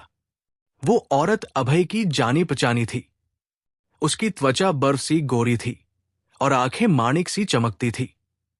उसकी लाल ड्रेस उसके शानदार फिगर को और निखार रही थी, जिससे वो और ज्यादा लुभावनी लग रही थी। वो एक सितारे सी थी जो सबकी नजरें खींच रही थी। शालिनी ने अभय की चमकीली नजरें देख ली। उसने अपनी आकर्षक आंखें झपकाई और कंफ्यूज होकर पूछा, अभय, क्या हुआ? अभय ने जल्दी से अपनी हरकत छिपाते हुए कहा, कुछ नहीं, मैं बस कुछ सोच रहा था। उसने मन में बुदबुदाया, वो प्राचीन राजा प्रतियोगिता देखने क्यों आई? अभय जल्दी से यूनचांग की ओर बढ़ा और नमस्ते करके बोला, नमस्ते यूनचांग जी। यूनचांग ने अभय को पास बुलाकर उस आकर्षक औरत से मिलवाया। अभय, मैं तुम्हारा परिचय करवाता हूं। ये सिन्हा कॉरपोरेशन की युवा मालकिन रूपा सिन्हा है। तुम उनसे चैरिटी दावत में मिल चुके हो। वो आज 5 जजों में से एक है। यूनचांग अभय को जजों से मिलवाना चाहते थे ताकि उनके दिल में उसकी अच्छी छाप पड़े। इससे अभय के प्रतियोगिता जीतने की संभावना बढ़ जाती। अभय ने स्माइल के साथ कहा, नमस्ते मिस सिन्हा। शालिनी उसके बगल में थी, तो अभय ने रूपा कहने की हिम्मत नहीं की। उसने उसे सिर्फ मिस सिन्हा कहा। रूपा ने अभय को मिस सिन्हा कहते सुनकर थोड़ा निराशा महसूस की, लेकिन उसे पता था कि अभय सबके सामने उसे रूपा नहीं कह सकता। रूपा भी नहीं चाहती थी कि कोई उनके रिश्ते के बारे में जाने। आखिरकार वो श्याम वशिष्ठ की मंगेतर थी। उसकी हर हरकत पर सबकी नजर थी। अगर किसी को उनके रिश्ते का पता चल जाता तो ये अभय और उसके लिए बुरा होता। रूपा सिन्हा ने हल्के से मुस्कुराते हुए अभय सिंह से कहा, नमस्ते, काफी दिन हो गए। असल में उसे आखिरी बार अभय से मिले सिर्फ 2 दिन हुए थे, लेकिन रूपा के लिए 2 दिन भी बहुत लंबे थे, क्योंकि वो हर मिनट और सेकंड अभय के साथ बिताना चाहती थी। शालिनी गुप्ता ने भौहें सिकोड़ ली। उसने रूपा को ध्यान से देखा, फिर अभय की ओर मुड़ी। उसे सहज रूप से लगा कि इन दोनों के बीच कोई राज है। मानना पड़ेगा कि शालिनी की सहज बुद्धि बहुत तेज थी। उसने उनके शब्दों और नजरों से ही भाप लिया कि इनमें कुछ गड़बड़ है। लेकिन प्राचीन राजा प्रतियोगिता शुरू होने वाली थी, तो उसके पास इन दोनों के रिश्ते की जांच करने का वक्त नहीं था। शालिनी के दिमाग में रूपा एक लोमड़ी थी जो उसके पति को लुभाने की कोशिश कर रही थी। शालिनी ने मन में खुद को हौसला दिया, छोटी शालिनी, लड़ो, तुम सबसे अच्छी हो। इस लोमड़ी को अपने पति को लुभाने मत देना। यूनचांग शर्मा ने अभय को रूपा से मिलवाने के बाद बाकी 3 जजों से मिलवाया। एक थे उपाध्यक्ष संजय हालदार, बाकी दो 60 साल के बुजुर्ग थे। 5 जजों में रूपा सबसे जवान और खूबसूरत थी। सबसे बुजुर्ग यूनचांग थे। संजय हालदार 60 साल के बुजुर्ग थे। वो यूनचांग से कहीं ज्यादा जवान दिखते थे। उनका चेहरा गुलाबी और कद सीधा था। वो स्वस्थ लग रहे थे। जब यूनचांग ने अभय को मिलवाया तो संजय बहुत घमंडी थे। उन्होंने अभय को एक नजर भी नहीं दी, जिससे अभय को बहुत गुस्सा आया। संजय का अभय के प्रति नकारात्मक रवैया था, क्योंकि उपमेयर के बेटे चेतन हालदार ने उनके सामने अभय की बुराई की थी। संजय और चेतन दोनों हालदार परिवार से थे, तो जाहिर तौर पर उन्हें चेतन की मदद करके अभय को नीचा दिखाना था। अभय ने सोचा, इस घमंडी बूढ़े ने मुझे देखना भी जरूरी नहीं समझा। वो उसे लात मारना चाहता था, लेकिन उसे अपनी चाहत दबानी पड़ी, क्योंकि संजय प्राचीन वस्तु संघ के उपाध्यक्ष और 5 जजों में से एक थे। बाकी 2 जजों ने यूनचांग के सम्मान में अभय को सिर हिलाकर अभिवादन किया, लेकिन वो भी ज्यादा उत्साही नहीं थे। यूनचांग ने सबका परिचय करवाने के बाद बाकियों को वीआईपी पैनल की ओर ले गए। वो जजों में से एक थे, तो जाहिर तौर पर उन्हें वीआईपी पैनल में बैठना था। हॉल धीरे धीरे शांत हो गया, क्योंकि सब अपनी जगह पर बैठ गए। सब यूनचांग की ओर ध्यान से देख रहे थे और उनके शब्दों का इंतजार कर रहे थे। यूनचांग ने जोर से ऐलान किया, प्राचीन राजा प्रतियोगिता अब शुरू होती है। उनके शब्द खत्म होते ही प्रतिभागियों में हलचल मच गई। सबके चेहरे लाल हो गए और वो सतर्कता से इधर उधर देखने लगे। उनके बगल वाले सब उनके प्रतिद्वंद्वी थे। उनके दिलों में पहले से ही दुश्मनी की चिंगारी थी। प्राचीन राजा प्रतियोगिता साल में एक बार होती थी। ये हर प्रतिभागी के लिए अहम आयोजन था। अगर कोई प्रतियोगिता में अच्छी रैंक हासिल कर लेता तो उसे न सिर्फ प्रतियोगिता का इनाम मिलता, बल्कि करोड़पति उसे ढूंढते और कुछ काम के मौके देते। प्रतियोगिता में हिस्सा लेने वाला हर शख्स अच्छी रैंक चाहता था। ये ओलंपिक की तरह था। सब मेडल के पीछे थे। यूनचांग ने हाथ हिलाकर भीड़ को शांत किया और कहा, उपाध्यक्ष संजय हालदार प्रतियोगिता के इनाम और नियम बताएंगे। अपनी उम्र की वजह से वो ज्यादातर काम संजय को सौंपते थे। संजय का बैकग्राउंड ताकतवर था और प्राचीन वस्तु संघ में उनकी बहुत चलती थी। उनके शब्दों पर संजय एक कदम आगे बढ़े और सबकी नजरों में आए। सब उन्हें तारीफ भरी नजरों से देख रहे थे। कई प्रतिभागी प्राचीन वस्तु संघ के उपाध्यक्ष की बहुत इज्जत करते थे। यूनचांग की तरह वो भी प्राचीन क्षेत्र में प्रभावशाली शख्स थे। संजय खड़े हुए और यूनचांग को सिर हिलाकर अभिवादन किया। उन्होंने गला साफ करके भीड़ को शांत किया। उन्होंने हल्के से मुस्कुराते हुए कहा, इस साल प्राचीन राजा प्रतियोगिता में 100 प्रतिभागी हैं। इस साल का इनाम प्रतियोगिता के इतिहास में सबसे बड़ा है। विजेता को प्राचीन राजा का खिताब, एक ट्रॉफी और 10 लाख रुपए की प्राचीन वस्तु मिलेगी। दूसरा स्थान पाने वाले को 5 लाख रुपए की प्राचीन वस्तु और तीसरे स्थान वाले को 3 लाख रुपए की प्राचीन वस्तु मिलेगी। चौथे से 10वें स्थान वालों को 1-1 लाख रुपए की प्राचीन वस्तु मिलेगी। प्रतियोगिता का पहला दौर छंटाई दौर है। मैं खुद प्राचीन वस्तुओं के बारे में कुछ सवाल पूछूंगा। सब जल्दी से जवाब देने की होड़ करेंगे। जीतने वाले दूसरे दौर में जाएंगे, जहां उन्हें किसी दूसरे प्रतिभागी के साथ प्राचीन वस्तु की जांच करनी होगी। तीसरे दौर में मैं एक प्राचीन वस्तु लाऊंगा, जिसकी प्रतिभागियों को जांच करनी होगी। संजय ने प्रतियोगिता के इनाम और नियम बताए। प्राचीन राजा प्रतियोगिता में हर साल 3 दौर होते थे। पहला दौर प्रतिभागियों के प्राचीन ज्ञान की जांच करता था। यह दौर बहुत सख्त था और हर साल आधे प्रतिभागियों को बाहर कर देता था। अभय ने हैरानी से भौहें सिकोड़कर कहा, पहला दौर प्राचीन ज्ञान की जांच है? उसे पता था कि अगर पहला दौर ज्ञान की जांच है तो तिंग चतुर्वेदी की नकली ज्वेलरी पहले दौर में नहीं आएगी। उसकी वस्तु जरूर दूसरे दौर में होगी, जहां प्राचीन वस्तुओं की जांच होती थी। 100 प्रतिभागी हॉल के बीच में क्रम से लाइन में खड़े हो गए। प्रतिभागी नंबर एक हैंडसम जवान था। उसकी आंखें बड़ी और नाक ऊंची थी। वो संजय हालदार से बहुत मिलता जुलता था। उसका नाम सिताव हालदार था और वो संजय का पोता था। अपनी रिश्तेदारी की वजह से उसे नंबर 1 मिला था। प्रतिभागी नंबर 2 शूलिंग शर्मा थी और नंबर 3 हर्ष चतुर्वेदी था। चूंकि अभय ने बहुत देर से नाम लिखवाया था, वो नंबर 100 था। अभय के सामने एक प्यारी लड़की थी जो करीब 23 साल की थी। उसके चेहरे पर कुछ छाइया थी। भले ही वो बहुत सुंदर नहीं थी, लेकिन काफी प्यारी थी। उसने अभय से कहा, हाय हैंडसम, क्या तुम भी प्राचीन राजा प्रतियोगिता में हिस्सा ले रहे हो? अभय उसकी बात सुनकर थोड़ा हैरान हुआ। मैं तुम्हारे ठीक पीछे खड़ा हूं। जाहिर है, मैं प्रतियोगिता में हिस्सा ले रहा हूं। तुम्हारा सवाल मुझे हैरान कर रहा है। उस लड़की को भी अपनी गलती समझ आ गई।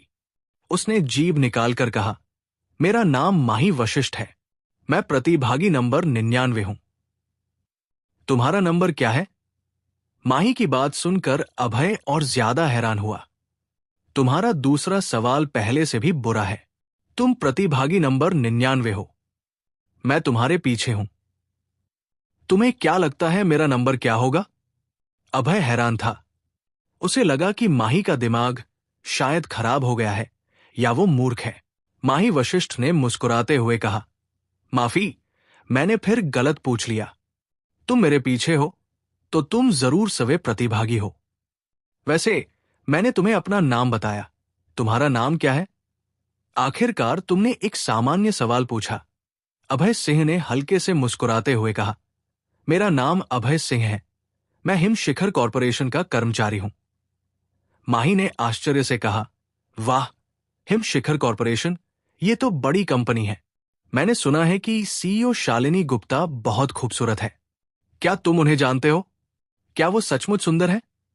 उसने औरतों के कमरे के 4 खजाने, कागज, कांस्य, बुद्ध मूर्तियां, चूड़ियां और अंबर का जिक्र किया और कहा कि सम्राट बहादुर शाह का कोहिनूर लेखनी सबसे मशहूर है। ये लड़की बहुत बातूनी है। यही अभय का माही के बारे में पहला ख्याल था। जब अभय और माही बात कर रहे थे, दर्शक भी चर्चा में व्यस्त थे। एक ने पूछा, तुम्हें क्या लगता है, छंटाई दौर में पहला स्थान कौन लेगा? दूसरे ने जवाब दिया, इसमें पूछने की क्या बात है? पहला स्थान तो सिताव हालदार का है। वो संजय हालदार का पोता है और उसे प्राचीन वस्तुओं की गहरी जानकारी है। तीसरे ने कहा, तुम गलत हो। मुझे लगता है शूलिंग शर्मा की संभावना ज्यादा है। वो अध्यक्ष युनचांग शर्मा की पोती है। चौथे ने कहा, सच कहूं, हर्ष चतुर्वेदी भी बुरा नहीं है। उनका परिवार प्राचीन वस्तुओं और ज्वेलरी के कारोबार में है। वो इन चीजों में पला बढ़ा है। सब बात कर रहे थे, अनुमान लगा रहे थे कि विजेता जरूर सिताव हालदार, शूलिंग शर्मा या हर्ष चतुर्वेदी में से होगा। अभय सिन्हा के बारे में उन्होंने कभी नहीं सुना था, तो जाहिर तौर पर उन्हें नहीं लगा कि वो जीतेगा। संजय हालदार ने हल्के से मुस्कुराते हुए 100 प्रतिभागियों से कहा, सब शांत हो जाए। अब मैं सवाल शुरू करता हूं। सबसे पहले हाथ उठाने वाला जवाब देगा। उन्होंने दर्शकों की चर्चा सुनी थी और यह सुनकर कि कुछ लोग उनके पोते को पहला स्थान मान रहे हैं, वो बहुत खुश थे। संजय ने हल्की स्माइल के साथ पहला सवाल पूछा, प्रश्न 1, प्राचीन वस्तुओं की कितनी श्रेणियां हैं? वो क्या दर्शाती है? अभय ने सबसे पहले हाथ उठाया। उसकी प्रतिक्रिया और हरकतें इतनी तेज थी कि हर्ष चतुर्वेदी और सिताव हालदार को प्रतिक्रिया देने का मौका भी नहीं मिला।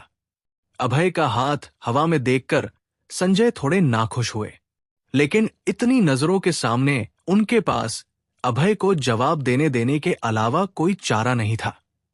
अभय ने कहा, प्राचीन वस्तुएं आमतौर पर 4 श्रेणियों में बंटी हैं। पहली है मिट्टी की वस्तुएं, जिनमें जयपुर की मिट्टी की वस्तुएं सबसे मशहूर हैं। दूसरी श्रेणी है सुलेख और चित्रकला, जिसमें गुप्तकाल के सुलेख, मुगल काल की रंगोली चित्रकला सबसे मशहूर है।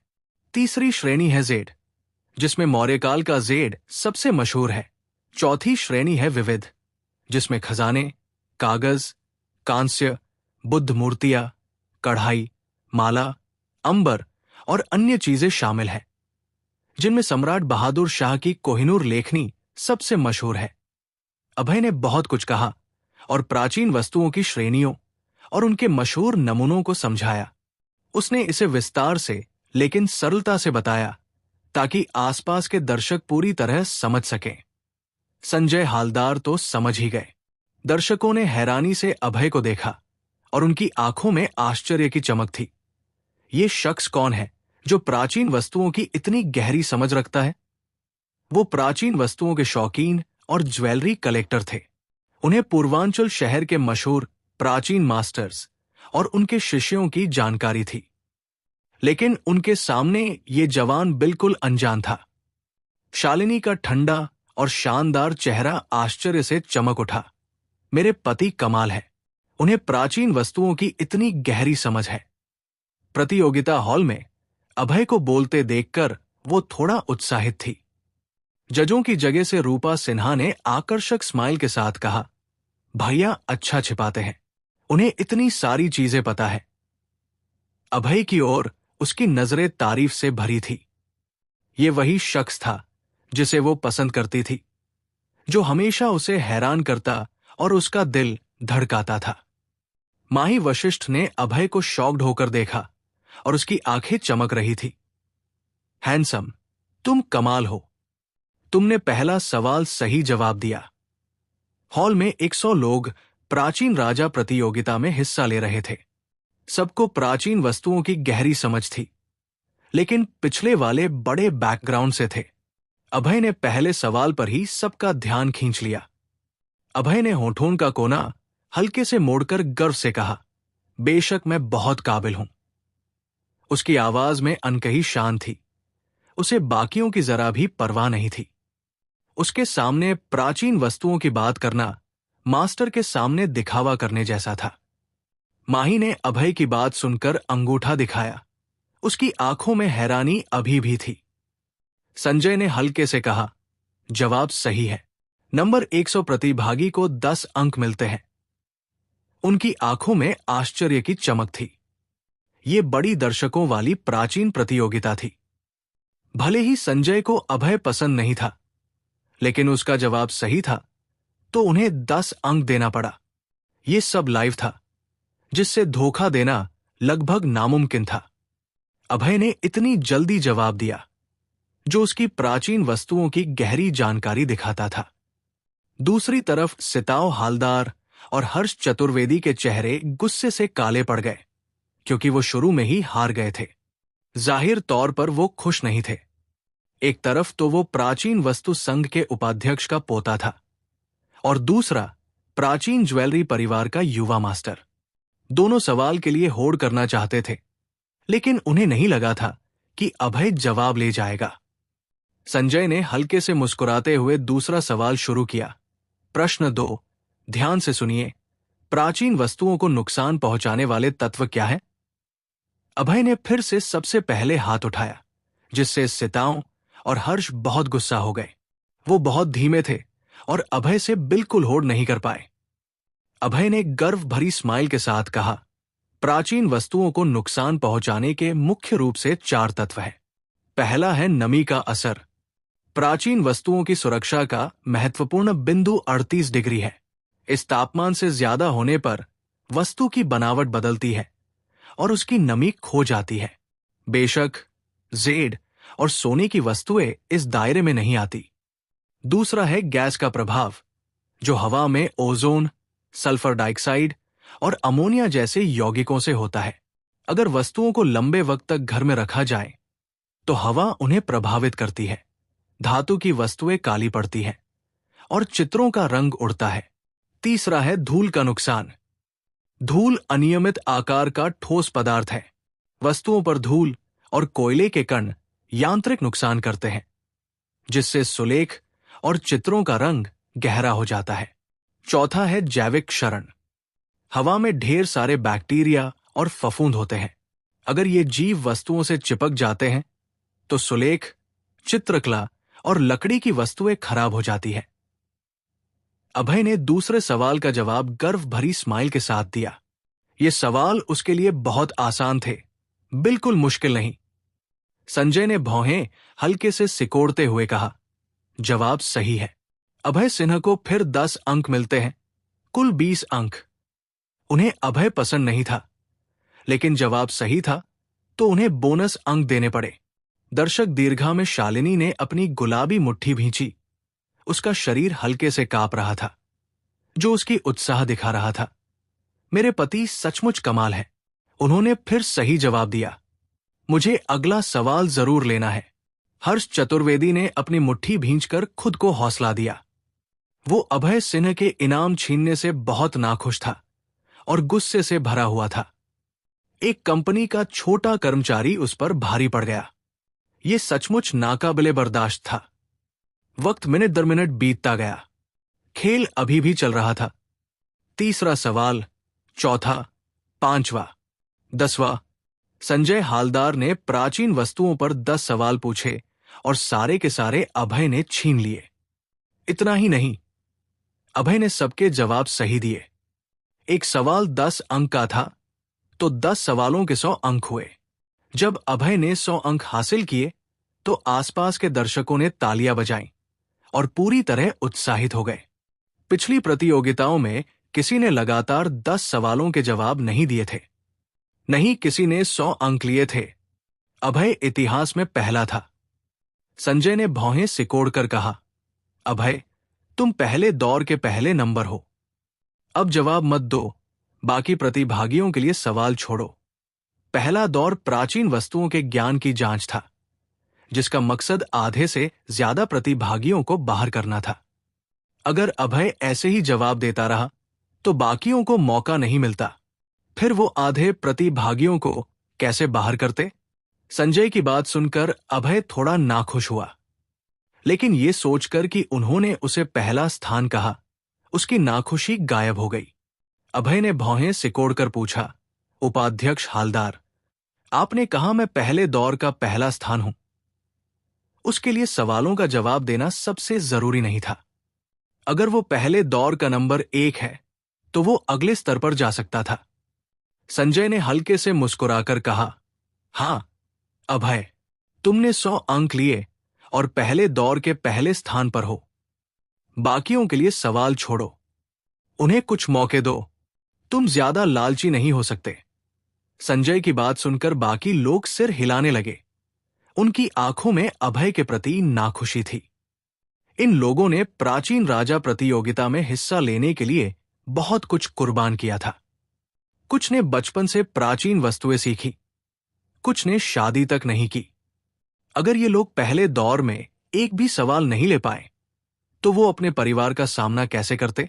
आसपास की नाखुशी देखकर अभय ने भौहें सिकोड़ ली। उसे पता था कि उसने ज्यादा सवालों के जवाब देकर सबको नाराज कर दिया। अभय को इन लोगों की नाखुशी की ज्यादा परवाह नहीं थी। उसे ज्यादा फिक्र थी इस बूढ़ी लोमड़ की।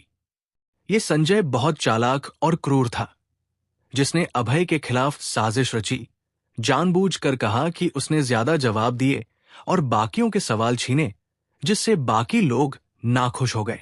लेकिन ये प्राचीन राजा प्रतियोगिता थी। अभय को इस बूढ़ी लोमड़ से बहस करने की जरूरत नहीं थी। आखिरकार वो पहले दौर का पहला स्थान था। अगर वो दूसरा और तीसरा दौर पास कर लेता तो वो पूर्वांचल शहर का प्राचीन राजा बन जाता और कंपनी को संकट से निकाल लेता। अभय ने होठों का कोना मोड़कर कहा, जब मैं पहले दौर का पहला स्थान हूं तो मैं जवाब नहीं दूंगा। वो एक तरफ हट गया, आंखें बंद करके ताकत बचाने लगा। संजय ने हल्के से मुस्कुराकर सवाल पूछना जारी रखा, जिनका बाकी प्रतिभागियों ने जल्दी से जवाब दिया। पहले दौर के बाद नतीजा भी घोषित हुआ। पहला स्थान अभय सिंह, 10 सवालों के जवाब देकर 100 अंक। दूसरा स्थान सिताव हालदार, 8 सवालों के साथ 80 अंक। तीसरा स्थान शूलिंग शर्मा, 7 सवालों के साथ 70 अंक। चौथा स्थान हर्ष चतुर्वेदी, 6 सवालों के साथ 60 अंक। पहले दौर में 100 लोग थे, जिनमें से 50 बाहर हुए। ये बहुत सख्त था। कई प्रतिभागी हर साल प्राचीन राजा प्रतियोगिता में बड़े आत्मविश्वास के साथ आते थे, लेकिन निराश होकर जाते थे। कोई हंसता था, कोई रोता था। संजय ने हल्के से भौहें सिकोड़कर नतीजा घोषित किया। पहला दौर छंटाई खत्म हुआ और अभय सिन्हा पहले स्थान पर है। इस वक्त संजय बहुत हैरान थे। अभय इतना काबिल था कि उसने पहले 10 सवालों के सही और बेदाग जवाब दिए। कुछ प्राचीन सवाल बहुत मुश्किल थे, लेकिन उन्हें नहीं लगा था कि अभय हर बार सही जवाब देगा। यहां तक कि उनके पोते सिताओं और हर्ष ने संजय के कुछ सवालों के गलत जवाब दिए। सिताओं और हर्ष की गलतियों ने ही अभय की काबिलियत को और उभारा। दर्शकों में हलचल मच गई। अभय ने सचमुच पहला दौर जीत लिया और सिताओं व हर्ष को हरा दिया। कितना अविश्वसनीय। एक ने कहा, हां, अभय को बहुत ज्ञान है। मुझे खुद जवाब नहीं पता थे, लेकिन उसने सब सही दिए। दूसरे ने कहा, सुना है अभय हिम शिखर कॉरपोरेशन में सिर्फ सेल्समैन है। ये कमाल है। लोग अभय की पहचान जान चुके थे और उसके प्रदर्शन से प्रभावित थे। रूपा सिन्हा के खूबसूरत चेहरे पर खुशी की चमक थी। मंच पर उत्साही अभय को देखकर उसकी आंखें पानी सी कोमल थी। वो सचमुच वही शख्स है जिसे मैं ऊंचा मानती हूं। हमेशा चमत्कार रचता है। शालिनी बहुत खुश थी, लेकिन उसकी चिंता ज्यादा थी। मेरे पति इतने शानदार हैं, वो जरूर दूसरी लड़कियों को आकर्षित करेंगे। ये कितना परेशान करने वाला है। अभय इतना बेहतरीन था कि शालिनी जैसी खूबसूरत औरत को भी थोड़ा डर था। उसे डर था कि कोई और उसका पति न छीन ले। अभय जीत गया और हर्ष का चेहरा गुस्से से काला पड़ गया। उसे कभी नहीं लगा था कि अभय पहला स्थान लेगा। प्रतियोगिता की शुरुआत में हर्ष ने अभय का मजाक उड़ाया था। अब सबके सामने उसकी इज्जत मिट्टी में मिल गई। उसके दिल की शर्मिंदगी का अंदाजा लगाना आसान था। कितना अपमानजनक। संजय ने बचे हुए 50 प्रतिभागियों से हल्के से मुस्कुराकर कहा, सब आधे घंटे का ब्रेक लें। दूसरा दौर आधे घंटे बाद शुरू होगा। दूसरा दौर प्राचीन वस्तु की जांच का है। आप पर्ची खींचकर अपने प्रतिद्वंद्वी का फैसला करेंगे। फिर एक प्राचीन वस्तु निकालेंगे और प्रतिद्वंद्वी से उसकी सत्यता की जांच करवाएंगे। प्राचीन राजा प्रतियोगिता सचमुच बहुत कठिन थी। 100 लोग हिस्सा ले रहे थे और पहले दौर के बाद 50 सीधे बाहर हो गए। प्राचीन सिद्धांतों की जांच के बाद आधे घंटे का ब्रेक था। फिर दूसरा दौर शुरू होता, प्राचीन वस्तु की जांच। ब्रेक के दौरान अभय ने इधर-उधर देखा और हर्ष को चुपके से दूर जाते देखा। वो जल्दी से उसके पीछे गया। उसे पता था कि हर्ष की मंशा अच्छी नहीं है।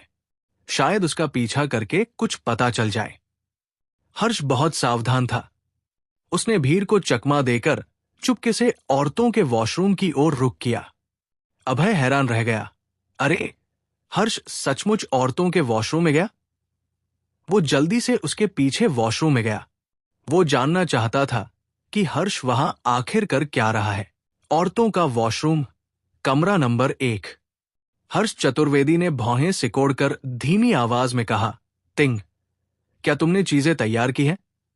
तिंग चतुर्वेदी ने ठंडी स्माइल के साथ एक डिब्बा निकाला। डिब्बे में 2 सफेद जेड की चूड़ियां थी। उसने ठंडी स्माइल के साथ कहा, भैया, ये वो नकली चूड़ी है जो मैंने मास्टर संजय हालदार से बनवाई। ये बिल्कुल वैसी ही है जैसी मैंने खरीदी थी। ये निश्चित रूप से असली की तरह पास हो जाएगी। उसने नकली चूड़ी हर्ष को थमाई। हर्ष ने अपने हाथ में नकली चूड़ी देखते हुए साजिश भरे चेहरे के साथ कहा, संजय हालदार प्राचीन वस्तुओं के मास्टर हैं। उनके बनाए नकली चूड़ी में कोई कमी नहीं होगी। अभय और हिम शिखर कॉरपोरेशन पूरी तरह बर्बाद हो जाएंगे। हर्ष की मंशा बहुत खराब थी। प्रतियोगिता के दूसरे चरण में वो इन 2 नकली जेड चूड़ियों को निकालेगा और कहेगा कि उसने इन्हें हिम शिखर कॉरपोरेशन से खरीदा। एक बार चूड़ियां नकली साबित हुई तो कंपनी की साख मिट्टी में मिल जाएगी। मानना पड़ेगा, बड़े परिवार के युवा मास्टर होने के नाते भले ही वो अक्सर आवारागर्दी करता था, साजिशों में वो बहुत माहिर था। उसने पूछा, वैसे छोटी, तुमने जो असली चूड़ी खरीदी थी वो कहाँ है? तिंग ने एक वैसा ही डिब्बा निकालकर कहा, असली जेड चूड़ी यहां है। हर्ष ने अपनी बहन के हाथों में असली चूड़ी देखकर कहा, असली और नकली चूड़ी बिल्कुल एक जैसी दिखती है। अगर तुम न बताती तो मैं फर्क नहीं कर पाता। संजय हालदार वाकई प्राचीन मास्टर थे। उनकी नकली चीज बनाने की कला विश्व स्तर की थी। बेशक तिंग ने नकली चूड़ी के लिए भारी कीमत चुकाई थी। हर्ष ने हिदायत दी, छोटी, मैं नकली चूड़ी लेता हूं, असली चूड़ी को ध्यान से छिपाओ। उसने नकली चूड़ी उठाई और औरतों का वॉशरूम छोड़ दिया। वो नकली चूड़ी से अभय और हिम शिखर कॉरपोरेशन को बड़ा सबक सिखाना चाहता था। वो चाहता था कि अभय और शालिनी गुप्ता दोनों बेघर कुत्तों की तरह हो जाए। अभय ने देखा कि हर्ष जाने वाला है तो वो जल्दी से कमरा नंबर 2 में छिप गया। हर्ष ने कमरा नंबर 1 से निकलते वक्त कमरा नंबर 2 में छिपे अभय को नहीं देखा। वो नकली चूड़ी लेकर चला गया। अभय जाने ही वाला था कि तिंग का फोन बजा। तिंग ने फोन उठाकर प्यार भरे लहजे में कहा, जान, मैं औरतों के वॉशरूम के कमरा नंबर 1 में हूं, जल्दी आओ। तिंग ने अभी फोन रखा ही था कि एक मर्द चुपके से वॉशरूम में घुसा। उसकी नाक ऊंची थी और आंखें बड़ी थी। वो हैंडसम था, लेकिन उसकी हरकतों ने उसकी छवि खराब कर दी। अभय का चेहरा उस मर्द को देखकर बदल गया। वो कोई और नहीं, संजय हालदार का पोता सिताओ हालदार था। उसे अब समझ आया कि तिंग को फोन करने वाला सिताओ था। इन दोनों का रिश्ता आम नहीं था। सिताओ ने कमरा नंबर 1 में घुसते ही तिंग को गले लगाकर शरारत भरे लहजे में कहा, छोटी सुंदरी, क्या तुमने मुझे मिस किया? तिंग ने आकर्षक स्माइल के साथ कहा, तुम शरारती, बेशक मैंने तुम्हें मिस किया। तुम्हारी वजह से ही तुम्हारे दादाजी ने मेरे लिए नकली चूड़ी बनाने को मंजूरी दी। संजय हालदार प्राचीन वस्तु संघ के उपाध्यक्ष और हालदार परिवार के सदस्य थे। वो आम इंसान के लिए नकली जेड चूड़ी नहीं बनाते, लेकिन संजय अपने पोते सिताओं को बहुत लाड़ करते थे। इसलिए जब सिताओं ने नकली चूड़ी बनाने को कहा तो वो मान गए। सिताओं ने दुष्ट स्माइल के साथ तिंग के आकर्षक चेहरे को देखते हुए कहा, छोटी सुंदरी, मैंने तुम्हारा बड़ा एहसान किया, तुम मुझे कैसे थैंक यू कहोगी? तिंग ने मोहक स्माइल के साथ उसे लुभावनी नजरों से देखते हुए कहा, ताओ भैया, मैं तुमसे सबसे ज्यादा प्यार करती हूं। सिताओं ने अधीर होकर कहा, मुझसे प्यार करना काफी नहीं, मैं तुम्हारे साथ और मजा लेना चाहता हूं। उसने तिंग के कपड़े फाड़ने शुरू कर दिए। तिंग ने कहा, धीरे, ताओ भैया, मैं पहले असली जेड चूड़ियां जमीन पर रख देती हूं, मैं इन्हें तोड़ना नहीं चाहती। उसने असली चूड़ियों का डिब्बा जमीन पर रखा और अपने कपड़े उतारने लगी। फिर दोनों जोड़े ने आपत्तिजनक हरकतें शुरू कर दी। अभय को पता था कि तिंग करण सिंह की गर्लफ्रेंड थी, लेकिन करण समलैंगिक था। तिंग संतुष्ट नहीं थी और सिताओं के साथ आवारागर्दी करने लगी थी। अभय का चेहरा कमरा नंबर 1 की बातचीत सुनकर गुस्से से लाल हो गया, नीच और शरारती। तुम दोनों ने मिलकर मुझे फंसाने की साजिश रची। वो दरवाजा लात मारकर दोनों को सबक सिखाना चाहता था, लेकिन उसे अचानक ख्याल आया कि ये उनके लिए बहुत आसान सजा होगी। उसे तस्वीरें लेनी चाहिए। चूंकि कमरा नंबर 1 और 2 के दरवाजे पास पास थे, अभय ने अपना फोन दरवाजे के नीचे सरकाया और दोनों की आपत्तिजनक हरकतें रिकॉर्ड की। उसने उनकी बातचीत भी रिकॉर्ड कर ली। अभय ने देखा, अरे, असली जेड चूड़ी यहां है। तिंग ने असली चूड़ी का डिब्बा जमीन पर रखा था। जाहिर तौर पर उसे टूटने का डर था। भगवान भी मेरी मदद कर रहे हैं। अभय की आंखों में चमक आई। उसने अपना बायां हाथ दरवाजे के नीचे सरकाया और असली चूड़ी का डिब्बा उठा लिया। तिंग और सिताओं अपनी हरकतों में इतने डूबे थे कि उन्हें पता ही नहीं चला कि अभय ने असली चूड़ी का डिब्बा ले लिया। असली चूड़ी का डिब्बा लेने के बाद अभय ने हल सोचना शुरू किया। अचानक उसकी आंखें चमकी। उसे अच्छा विचार आया। वो असली चूड़ी को हर्ष के पास मौजूद नकली चूड़ी से बदल सकता था। दूसरे दौर में हर्ष असली चूड़ी निकालेगा और हिम शिखर कॉरपोरेशन का संकट हल हो जाएगा। ये सोचकर अभय हर्ष को ढूंढने लगा। उसने अचानक हॉल के बीच में हर्ष को देखा। मिल गया।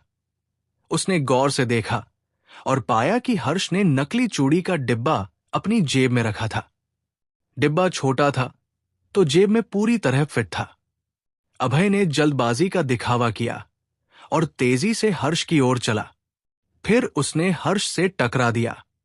टकराने के पल में अभय ने हर्ष की जेब में मौजूद नकली चूड़ी का डिब्बा असली चूड़ी के डिब्बे से बदल दिया। हर्ष ने गुस्से से कहा, तुम कहां चल रहे हो? अंधे हो क्या? उसकी जेब में नकली चूड़ियां थी। अगर वो टूट जाती तो क्या होता? हर्ष ने जल्दी से जेब से डिब्बा निकाला। उसने चूड़ियां सलामत देखकर राहत की सांस ली। लेकिन हर्ष को नहीं पता था कि उसकी जेब की चूड़ियां अभय ने बदल दी थी। नकली चूड़ियां अब असली हो चुकी थी। अभय ने भौहें सिकोड़कर नाखुशी से कहा, तुम किसे गाली दे रहे हो? पिटाई खानी है? हर्ष ने देखा कि टकराने वाला अभय है तो उसकी आंखों में गुस्से की चमक आई। लेकिन अभय की ताकत सोचकर उसे अपने गुस्से को दबाना पड़ा। वो अभय से नहीं जीत सकता था। चैरिटी दावत में अभय ने उसे पीटा था। हर्ष को अभय से गहरी नफरत थी, लेकिन वो उससे डरता भी था